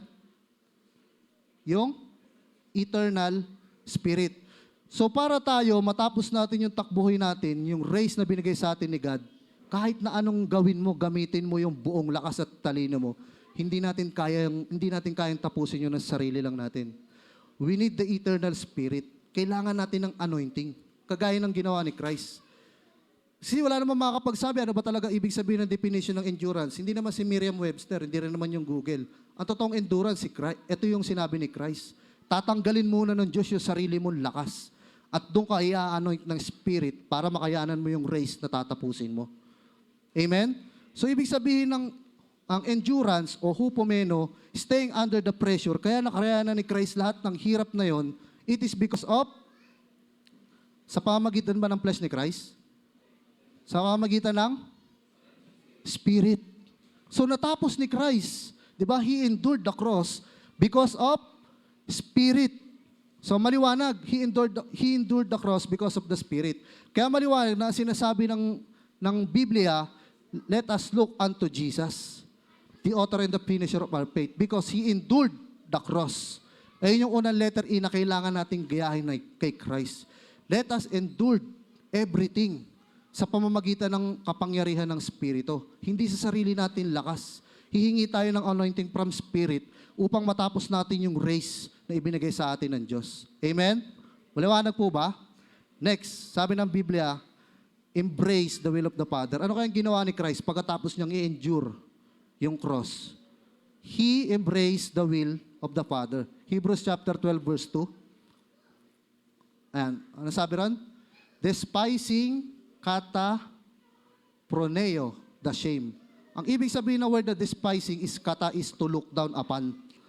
Alam niyo po ba, nung unang panahon, nung panahon ni Christ, di bali nang mamatay ka sa sakit, huwag ka lang mamatay sa cross. Alam niyo po kung bakit? Kasi yung pag ikaw ay namatay sa cross, nakakahiya ka. Shame. Kapag ikaw ay nasa cross, para kang terorista, para kang nagrebelde. Amen? So di bali nang mamatay ka sa sakit, huwag ka lang mamatay na ikaw ay pinako sa cross. But, sabi diyan, despising the shame. Kasi alam ni Christ, merong joy after the shame. So ibig sabihin ng despising, you are looked down upon. Ibig sabihin, hindi tinignan ni Christ yung kahihiyan na meron siya. Isipin mo yun, napakarami niyang taong tinulungan. Di ba? Tapos dinisplay siya in John chapter 3, di ba? Kung paano itinaas ni Moses ang tanso ng ahas, ganun din daw itataas ang anak ng Diyos, ang anak ng tao. Ibig sabihin, dinisplay siya sa mga tao na nakakahiya. Pero hindi yun inisip ni Christ. Amen? He embraced the will of the Father. Bakit kaya? Ang tanong, bakit? Kung ikaw, nasa gitna ka ng isang race, tapos napahiya ka, tutuloy ka pa kaya? Ang sagot, hindi na eh. Kasi nakakahiya nang tapusin yung race eh. Bakit kaya tinapos ni Christ? Sabi ng Hebrews chapter 10 verse 7, Hebrews chapter 10 verse 7 po kaya, Bray. Hebrews chapter 10 verse 7, Psalms chapter 40 verse 8. Sige po, basahin natin. Then I said, here I am, it is written about me in the scroll. I have come to do your will, O God.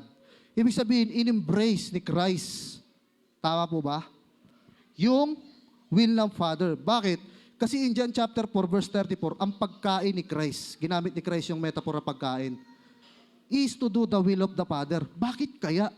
Kahit na napakadami niyang shame na pagdaanan, kasi pag nasa cross ka, di ba, unti-unti kang papatayin doon. Unti-unti kang nakakaramdam na, unti-unti ka na mamamatay.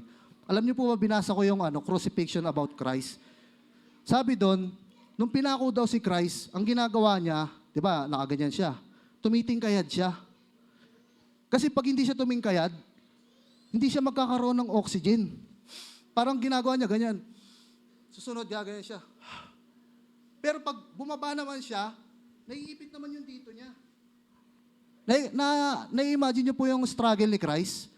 Unti-unti ka nang pinapatay, unti-unti ka nang pinapahirapan, unti-unti mo nararamdaman yung sakit, unti-unti kang pinapatay, tapos napapahiya ka pa sa harap ng maraming tao.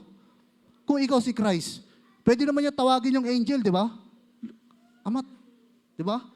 Babaan niyo na ako rito. Di ba? papuntahin niyo si Tatay Jerry rito. Pwede bang ganun? Di ba? Pwede naman ganun eh. Pero isipin niyo, nung nasa cross si Christ, ganun pala yung ginagawa niya, para lang makahinga siya, inaangat niya yung sakong po ba yung tawag dito? Inaangat niya yung sakong niya para magkaroon siya ng oxygen. Tapos, pag binababa naman niya yung sakong niya, para makapag-exhale naman siya, nasasaktan naman yung kamay niya. Tapos, inaalipusta pa siya ng mga tinulungan niya. Napapahiya siya sa harap ng maraming tao. Kung ikaw, i-embrace mo ba yung will of the Father kung ganun yung mararanasan mo? Ang tanong, itutuloy pa ba natin yung pagtakbo kung nakakaranas tayo ng ganun? Anyone? Di ba? Kung ako yun, sigurado hindi ko na pagpapatuloy yun. Kasi nakakatakot yun. Unti-unti ka na namamatay, tapos napapahiya ka pa, nahihirapan ka na, tapos inaalipusta ka pa ng nasa harap mo. Pero nagawa lahat ni Christ yun, in-embrace ni Christ yun. Bakit? Ano sikreto? Nasabi ng Bible, Psalms chapter 40, verse 8. Ano yung sikreto ni Christ? Bakit niya na-embrace yung ganong kahirap? Ganon yung will. Ayun yung gusto ng Diyos sa kanya eh. Di ba? Paano na-embrace ni Christ yung will of the Father? Amen? Kaya bright. Psalms chapter 40, verse 8. Dito natin makikita yung sikreto. So yung sa enduring the cross, ang sikreto is spirit. Dito makikita natin ang sikreto ni Christ. Psalms chapter 40, verse 8. Sabi doon,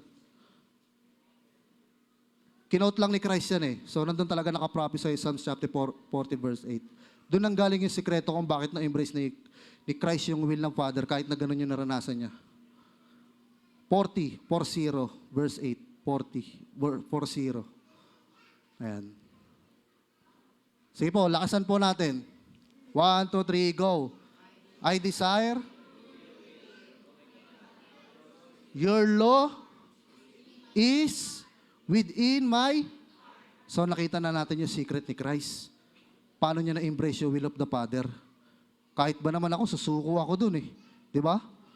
Baka kung ako si Christ, pinababa ko na yung mga angel. Pero dahil kahit na ganun kahirap yung pinagdadaanan ni Christ, because He embraced the will of the Father, yung sikreto pala, your law is within my heart. So as yung run pala ng race natin, hindi tayo tatagal dyan kung wala tayong Word of God. Amen? We cannot run without the Word of God. Hindi natin kayang tapusin yung race natin kung wala tayong salita ng Diyos. Amen? Maraming tao kasi tinitignan natin yung bakit si Ervin ganito, bakit si Jerry ganito, bakit si Junji ganyan, bakit siya nakayanan niyang ganito. Tanungin mo anong buhay niya. Tanungin mo kung paano siya mag-spend ng time. Tanungin natin si Tatay Bemboy kung paano siya magbasa ng Bible. Pagkasama kami sa Masbate, grabe. Paggising namin, kakaila, dire-diretso mag-pray, magbabasa ng Bible, pray, magbabasa ng Bible. Ano ka sa buhay niya? Di ba? Kung bakit nakakayanan niya yung mga hirap na pinagdadaanan niya along the journey of his faith. Tapos ikaw sasabihin mo, bakit siya ganon, bakit siya ganyan? Ano ka ba? Ano ba ginagawa mo? Di ba? Let us lay aside every weight. Baka mas marami kang oras sa barkada. Mas marami kang oras sa trabaho. Wala ka ng oras sa salita ng ating Diyos. So, ang pinakasikreto para i-embrace yung will ng Father, kasi yung will ni Father, kala mo sa umpisa pangit eh.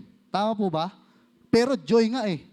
Nakita natin, di ba, despising the shame. Ibig sabihin, may shame talaga yung Nakita natin na yung will ni Father kay Christ is my shame. Pero yung dulo, joy. That is set before Him. Kita nyo kanina sa Hebrews chapter 12 verse 2. Tama po ba? Merong joy sa dulo. So akala natin, pangit yung will ng Father sa umpisa, pero sa dulo para merong joy. So ngayon, nalaman natin sikreto. Unang-una, He endured the cross because of Spirit. Pangalawa, na-embrace ni Christ yung will of the Father because of the Word of God. Dahil meron siyang law within His heart. Diba? Nakayanan ni Christ yung shame. Next, last, sa letter E, exemplifies. Ibig sabihin ng exemplifies, yung nag-set siya ng example. Tama po ba ako, Ma'am Les? Nag-set siya ng pinakamagandang example sa lahat. Ibig sabihin, siya lang yung pinaka-perfect na example. Napansin niyo po ba sa loob ng tabernakulo, halimbawa, wala pong upuan sa loob? Tama po ba?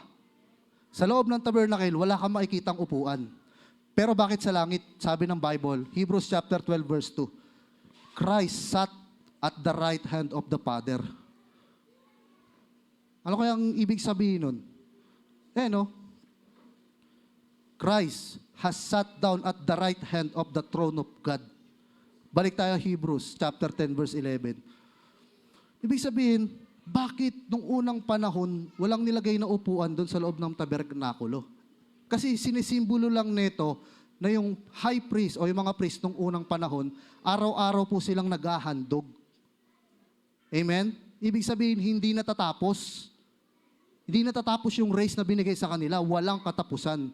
So, kaya walang upuan yon. Pero pagdating sa dito, and day after day, every priest stands and perform his religious duties. Again and, pakilakasan po, again and again. He offers the same sacrifices, which can never take away sins. Verse 12.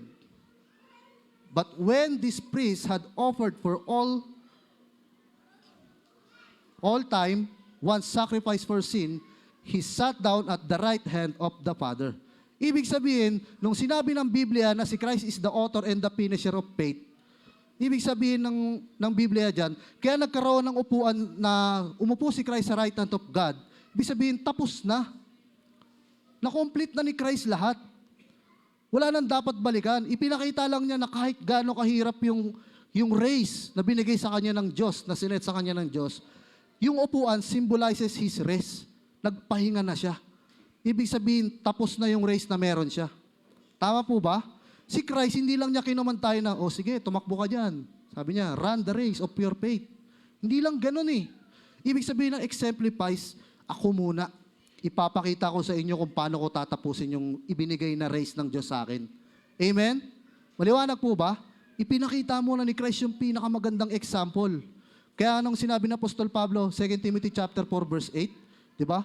Natapos ko na, I finished the race and I will receive the crown of righteousness. Ibig sabihin, tapos na. Tinapos niya na. So ngayon 2025, kailangan natin hindi lang siya transition ng taon. Amen? Kailangan natin tapusin yung paglilingkod natin. Kailangan natin magkaroon ng progression. Kailangan natin magkaroon ng maturity sa pananampalataya. So 3 yung ipo yun. Let us look unto Jesus because Jesus endured the cross because of the Spirit. Tama po ba? Number 2, He embraced the will of the Father because of the Word of God. Last, He set as an example, exemplifies. Nagbigay siya ng magandang halimbawa. Ang tawag po dyan, integrity. Yan po yung kailangan natin, 3. Bago tayo mag-transition, ilang araw na lang po, magiging 2026 na. So sabi ng Bible, may kailangan tayong bitawan. Ano yun? Yung mga bagay na mukhang maganda, pero yun pa ila'y humahadlang para hindi tayo makatakbo sa ating paglilingkod sa Panginoon. Hindi tayo nagkakaroon ng maturity, ng growth, kasi wala na tayong oras kay Lord, kasi nakapokus lang tayo doon, kagaya na nangyari kay Martha. Lay aside. Tapos yung unbelief, easy to avoid, but yet deadly to commit. Napaka-isimple lang ng unbelief. Kapag nirefuse mo lang na magtiwala sa Diyos, nagkasala ka na ng unbelief. Galit ang Diyos sa unbelief. Dahil dyan, 40 years tumagal Israelita sa wilderness. Amen? Hinintay niya muna mamatay yung mga matatanda. Kailangan muna may umusmulok na bagong generation bago pumasok ng promised land. So ipinakita rito na let us look our eyes on Jesus, unto Jesus. Fix our eyes. Ibig sabihin yung thoughts natin, di ba?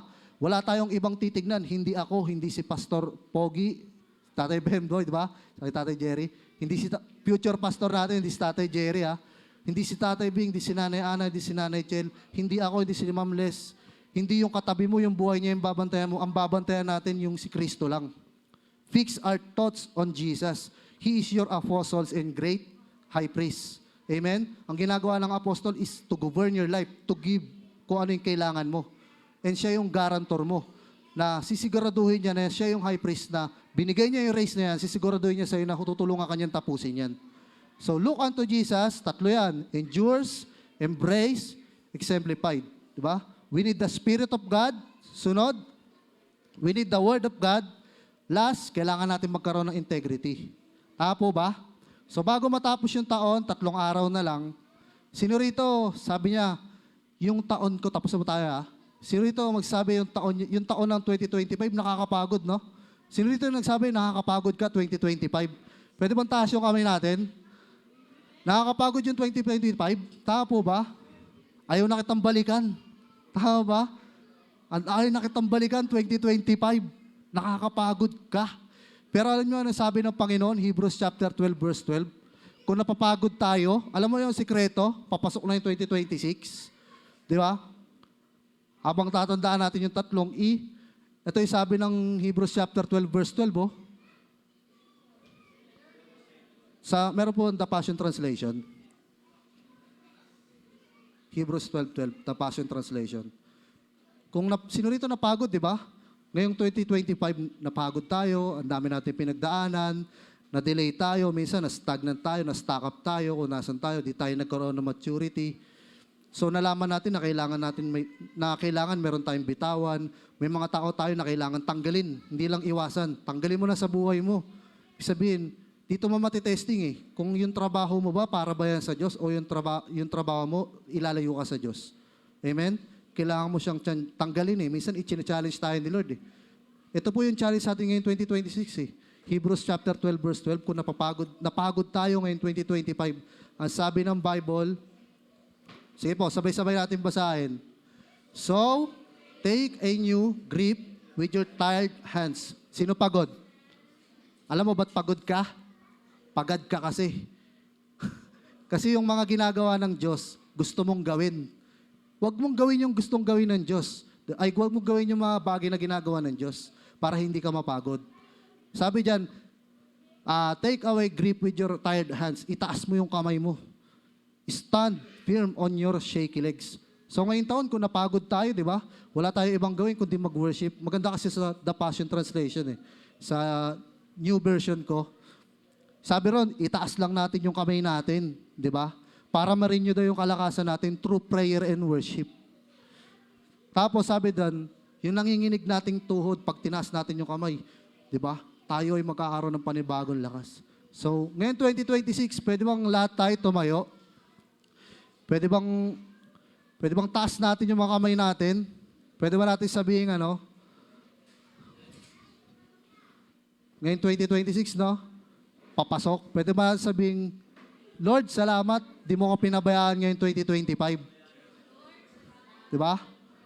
Pwede ba natin kantayin yung Alam niyo po yung kantang Salamat, Panginoon? Di ba? Sa katugunan sa aking dalangin. So, di ba? Napakasarap mag-worship kay Lord, di ba? Habang tinataas natin yung kamay natin, yung mga napagdaanan natin ngayon 2025. Hindi na natin kailangan mag-complain eh. Di ba? Pasalamatan na lang natin yung Diyos sa mga ginawa niya sa ating mga buhay ngayong 2025. Alalahanan natin yung tatlong E ngayong papasok yung 2026. We need to endure the cross, we need to embrace the will of the Father, and we need to be exemplified for the race. So ngayon, pwede ba natin kantayin yung Salamat, Panginoon? Taas po natin yung mga kamay gaya na sinabi ng Hebrews 12:12. Ikaw ay mabuti bawat sandali sa habang buhay ay mananatili, hindi mababawi o maikukubli maging sa dilim ng gabi. Kaibigang matibay ang iyong pangako, lakas at pag-asa ng aking puso, hindi na mabilang pagkakataon, patunay ng katapatan mo. Sa dalamhati at sa kabiguan, sa pagluha ng pusong nasugatan, sa pagsubok na iyong pinahihintulutan. Salamat, Panginoon, sa katugunan sa aking dalangin, sa kalakasan sa iyo nanggagaling sa pagtuturo at pagtutungkwid mo sa'kin. Salamat, Panginoon, Ikaw ay mabuti. Thank you, Lord. Ikaw ay tapat.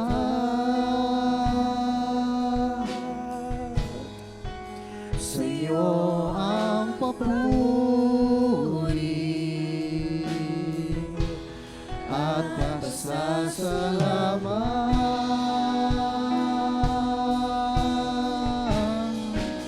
Ikaw ay Mabuti.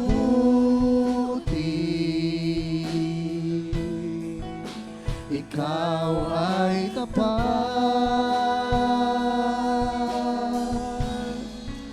Sa iyo ang papuri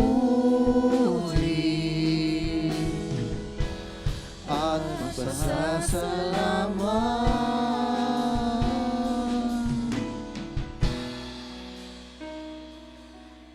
Lord, marami pong salamat, Panginoon, sa pagkakataon na ito, Lord, na mapakinig po kami ng iyong mga salita. Thank you, Lord, sa pagsama mo sa amin sa buong 2025. May mga pinagdaanan man kaming kahirapan, nadapaman kami sa mga pagsubok, Panginoon, nahulog man kami sa mga temptation. Lord, maraming salamat dahil hindi mo kami binitawan, Panginoon. Lord, pinangahawakan namin yung sinabi mo sa Hebrews chapter 13, verse 8. You are the same yesterday, today, and forever. You are faithful, O Lord, even if we are unfaithful. Panginoon, maraming salamat sapagkat Ikaw ay tapat. Kahit hindi kami naging tapat sa iyo ngayong 2025, Panginoon. Marami kaming loopholes, Lord. Marami kaming failures. But Lord, ngayon 2026, Panginoon, we will run the race of faith, Panginoon, to endure the cross, to embrace your will, O Lord, to exemplify, Panginoon, to set as an example, Panginoon, sa mga kasama namin. Lord, help us to look unto you only, Panginoon, to fix our thoughts on you alone, Panginoon, hindi sa mga kasama namin, Panginoon. Marami pong salamat, Lord, sinamahan niyo kami. Ingatan niyo po kami, Panginoon, at pagpalain sa paparating po na bagong taon. Marami po salamat, Panginoon. We continue to give unto you all the praises and glory. This we pray in Jesus' name. Amen and amen.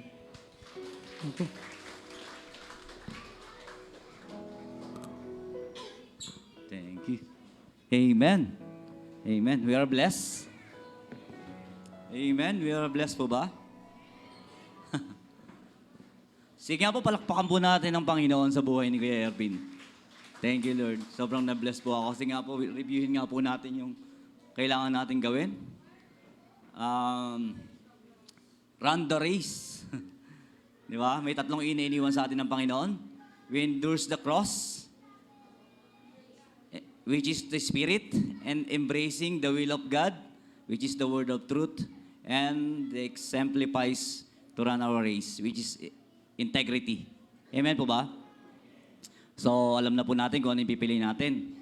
Ano po ba yung pipili natin? Enjoy now or suffer later? Or suffer later? Suffer now or enjoy later. Sorry. Amen. Meron po tayong choice. Ngayon po, dadako po tayo sa ating pagbibigay. Amen po ba? Hindi pa makamove on. Talagang napakabuti ng Diyos sa buhay natin. Bagamat may difficulty, meron naman triumph in trials, di ba, Kuya Ervin? Kaya napakabuti ng Diyos sa buhay natin ngayon, 2025. Napagtagumpayan natin yung all difficulties, all sufferings, and trials na pinagdaanan natin. Amen. And ngayon po, dadako po tayo sa pagbibigay. Tinatawagan ko po si Sister Ira Lumapas to pray our tithes and offering. Amen. Palakpakan po natin ang Diyos. Let's pray. Lord, maraming salamat po sa lahat ng blessings at biyayang binigay niyo po sa amin sa araw-araw at sa mga susunod pa. Sa buong 2025 po. Lord, gabayan niyo po kami sa susunod na taon Inaalay po namin sa inyo ang aming handog bilang pagpapakita ng pagpapasalamat at paggalang sa inyo. Panginoon, palakasin niyo po kami ngayon at sa susunod pa na taon upang mas matulungan pa namin ang mga kapwa namin at palawakin mo ang aming pananampalataya. Panginoon, inaalay po namin sa inyo ang aming buhay at sa inyo po. Maraming salamat po sa lahat-lahat at wala pong paghumpay na pagsasalamat sa inyo. Lord, sa 2026 po, sana lahat kami ay mas pagpalain at bigyan mo po kami ng lakas sa araw-araw. Sana po sa 2026, gabayan niyo po kami at mas bigyan niyo po kami ng lakas ng loob at mas palawakin mo po ang aming pananampalataya at para mas maintindihan namin ang Word of God. Lord, gabayan niyo po kami at inaalay po namin sa inyo ang araw na ito sa ngalan ni Jesus. Amen.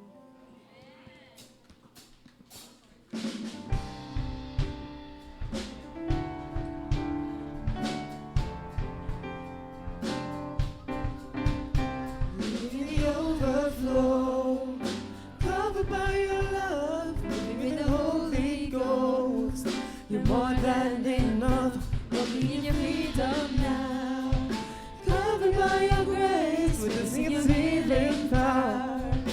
We have been changed. Say, bless the Lord, Bless the Lord, oh my soul. 'cause I am living, I am living in the overflow. Say, bless the Lord, Bless the Lord, oh my soul. 'cause I am living, I am living in the overflow. Amen. Hallelujah. Thank you, Lord. Before po tayo mag-closing prayer, meron po tayong some announcement. Tinatawagan ko po si Sister Leslie to... Salamat, Kuya Jerry. Anong pakiramdam from preacher, no? Naging MC. Sige po, ito ang ating Shabbat reading po. Sige po, pwede niyo pong pakipicturan. Yan. And also po, para sa ating announcement, magkakaroon po tayo ng Thanksgiving next year. So, sa January 18 po. Meron na po ba tayong mga envelopes? Sa mga wala pa po, no? Mamaya po, pwede po tayo manghingi sa ating usher dyan sa table. May nakalagay na po mga envelope.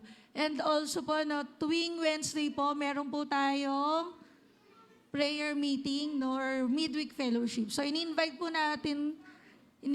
namin kayo na makasama po. So, online lang naman po yun. So, nagpapasa lang po ako ng link. And, kabilin-bili na ni Nanay Chel, kailangan daw po natin batiin at ipag-pray ang nagse-celebrate ng birthday ngayong December. So, meron po ba? Pwede po ba natin anyayahan na tumayo dito at ipag-pray po namin? Ayun, wow. Si ate. Sige po. Wow, ang mga kananay pala natin, Ate Cecil, mga birthday girls. Okay.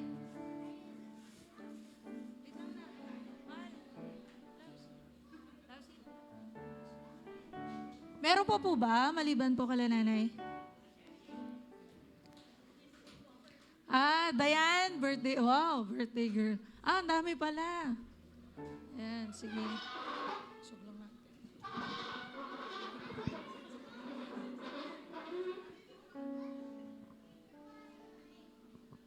Ate Marie, kailan na birthday mo? Sa 30. Sa 13? 30. Ilan taon ka natin, Marie? Secret. Secret. 20. Alam natin, ay, 52? Parang mas bata ka sa 52. Akala ko 40s ka lang. Si Ate Hermie. Kailan po birthday niyo? December 5. December 5. So, tapos na. Nung nag-family day tayo, no, tapos na. Sige, ilan taon ka natin? 58. 58. O, di ba? Ang babata. Sige, Dayan, ikaw, kailan birthday mo? December 10. December 10. So, may sipon ka. Ilan taon ka na ngayon, Dayan? 23. 23? Grabe. Itong mga youth pa dati. 23 na. Ayan. Sige. Ate Camille, kailan birthday mo? December 24 po. December 24, wow. Isang handa na lang At si baby yan. Ilan taon ka na ngayon, Teka Min? 28. Ikaw, kuya. Ay, pareho kay December. Ang tipid naman. Kailan ang birthday mo? Ano, December 10. December 10? Pareho kayo ni Dayan. Ilan taon ka na? 29. 29. Sige, ang babata pa. Sige po, pag-pray po natin sila, pakitaas po ng ating mga kamay at tune natin sa kanila. Hallelujah, Lord. We worship you, Lord. We honor you, Lord. We love you, O Lord. We thank you, Lord God, for this day. Salamat, Lord God, sa mga buhay ng aming kapatid, Panginoon, na nag-celebrate, magsi-celebrate. Panginoon, ang kanilang mga birthday, Panginoon. Naway, Panginoon, na kanilang buhay, Panginoon, kagaya nga po ng aming narinig, Panginoon, na they will continue the race, Panginoon, na kasama ka, Panginoon. We pray po, Lord God, na continue to bless them, Lord God, sa lahat ng aspeto ng kanilang buhay, Panginoon, sa kanilang physical, Panginoon, naway wala po silang maging karamdaman, Panginoon, na magkaroon po sila ng magandang kalusugan, Panginoon, at kung meron man pong meron silang nararamdaman, Panginoon. We pray, Lord God, na by the blood of Jesus Christ, Lord God, pagilingin niyo po sila, Panginoon. Naway, Lord God, na bigyan niyo sila lagi ng kalakasan, Lord God, na magpatuloy sa inyo, Panginoon. And sa kanilang emotions, Panginoon, sa emotional aspect ng kanilang mga buhay, Panginoon. Naway, Lord God, ang highest and lowest emotion nila, Lord God, ay maging lagi pong kayo, Panginoon. Naway, Lord God, lagi po sila magkaroon ng self-control, Panginoon, sa kanilang lahat ng gagawin, Panginoon. At naway, Panginoon, na ikaw ang maging joy nila, Lord God. Kayo ang maging comfort nila, Panginoon. And also, Lord God, continue to bless them, Lord God, sa finances, Panginoon, sa mga kailangan nilang bayaran, Panginoon, na kailangan po nilang pagkagastusan, Panginoon. At naway, Lord, magkaroon din sila ng savings, Panginoon. Naway, continue to bless them, Lord God. Alam niyo po ang kanilang pangangailangan, Panginoon. Naway, Lord, i-surprise niyo po sila, Lord God, na mga blessings, Lord God, na hindi nila in-expect sa kanilang mga buhay, Panginoon. And also, Lord God, continue to bless them, Lord God, lalo po sa kanilang spirituality, Panginoon, sa kanilang spirit, Panginoon, na naway, Lord God, na mamuhay sila, na pleasing sa inyo, na naglilingkod sa inyo, Lord God, na mas lalo pa po silang mag-grow, Panginoon, for your kingdom, Panginoon. Salamat po, Panginoon, naway. Continue to bless also their family, Lord God. We love you, Lord. In Jesus' name we pray. Amen. Tandaan po natin sila ng happy birthday.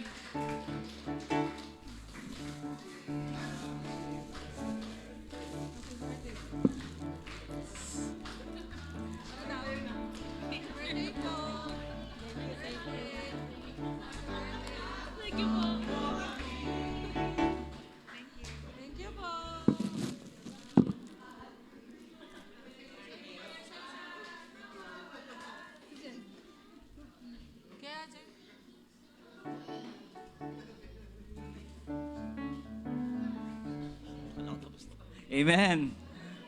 Amen. Sobrang overflowing po yung blessing ni Lord this 2025. So, this coming 2026, hindi pa po doon natatapos yung ating takbuhin sa ating buhay. Meron pa po tayong purpose meron pa po tayong gagawin na kasama ang ating Panginoon. So, we are focused with the Word of God, with the Spirit of God. And truly na ang Diyos ay kikilos sa ating mga buhay. Amen? Sige po, para sa ating pong closing prayer, tinatawag ko po may announcement po po, Nanay Ana? Mag-closing prayer na po. Closing prayer po tayo, tinatawagan ko po si Brother Alvin Ibasco. Sige po, tumayo po tayo. Tayo pong lahat ay tumayo at manalangin. Thank you, Lord. Dahil December, na ngayon? Patapos na, no? Tapos na yung buong taon. Grabe yung pinagdaanan natin nitong, Yung makaabot ka lang po ng December, talagang pagpapala na sa ating Panginoon, di ba? Parang race na yun, eh. January to December. Talagang... Sige po, tayo po ay manalangin. Aming Ama na nasa langit, maraming salamat po dahil... Ikaw ang aming Diyos na nagbibigay sa amin, Panginoon, ng lahat ng pagpapala, Panginoon, Lord God. Maraming salamat sa lahat ng aming natanggap ngayong buong taon na ito, Panginoon, Lord God. Maraming salamat, Lord, dahil kami ay malusog, malakas at walang karamdaman, Panginoon. Maraming salamat, Lord, dahil kami ay inyong pinagaling, Panginoon, at inyong pinagpala, Panginoon, Lord God. Thank you, Lord, for all, Panginoon, sa kalakasan, sa lahat ng aming natanggap na biyaya, Panginoon, ngayong buong taon na ito, Panginoon, Lord God. Maraming salamat, Lord. At muli po, Panginoon, sa darating na 2026, Panginoon, dalangin ko po, Panginoon, na patuloy niyo po kaming samahan, Panginoon. Patuloy niyo pagalingin, at ingatan, gabayan sa lahat ng aming gagawin, Panginoon. I-promote, Panginoon, sa aming mga trabaho, at patuloy na maglilingkod kami, Panginoon, sa inyo, Lord. At patuloy niyo po kaming sasamahan, Panginoon, ng inyong banal na Espiritu, Panginoon, Lord God. At ngayon po, atin pong itaas ang ating kamay at tanggapin natin ang pagpapala simula galing sa ating Panginoon, Lord God. Yebarik ka, Adonai, bayes mereka, Yaer Adonai, panabileka, bikoneka, Yesa Adonai, panabileka, biyasemnika, shalom. Lord bless you and keep you. Lord shine his face upon you, bring graces to you. Lord lift up his countenance towards you and give you peace. In Jesus' mighty name, amen.